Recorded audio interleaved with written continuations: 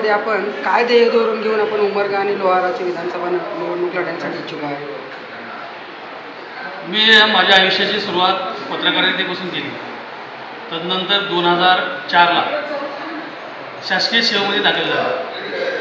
शासकीय सेवेमध्ये दाखल झाल्यानंतर 2005 पासून जिल्हा परिषद सभापती, जिल्हा परिषद उपाध्यक्ष, जिल्हा परिषद अध्यक्ष, राज्याचे सन्माननीय मंत्री, माजी मंत्री, सन्माननीय माजी राज्यमंत्री आणि दिव्यांग कल्याण विभागाचे अध्यक्ष,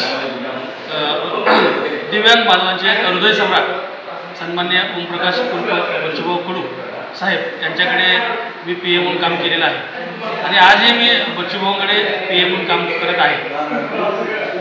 पत्रकारिता आणि शासनाच्या सेवेत असताना ज्या ज्या काय गोरगरिबांच्या, शेतकऱ्यांच्या, कष्टकऱ्यांच्या, कामगारांच्या ज्या मूलभूत सुविधा आहेत त्या प्रश्नांची मी जवळून सगळे प्रश्न बघितले.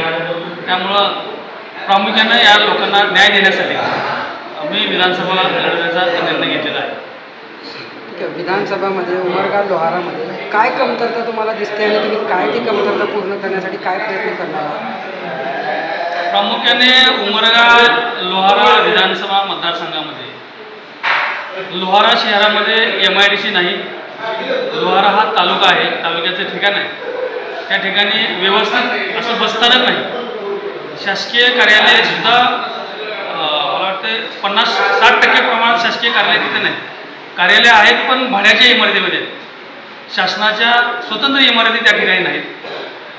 शासनाचं विश्रामगृह नाही, शासकीय विश्रामगृह नाही किंवा शासनाच्या अनेक योजना तालुका असून सुद्धा त्या योजनेपासून तो तालुका वंचित आहे. प्रामुख्यानं सर्व बाबी त्या ठिकाणी व्हाव्या या दृष्टीनं मी हा निर्णय घेतलेला आहे.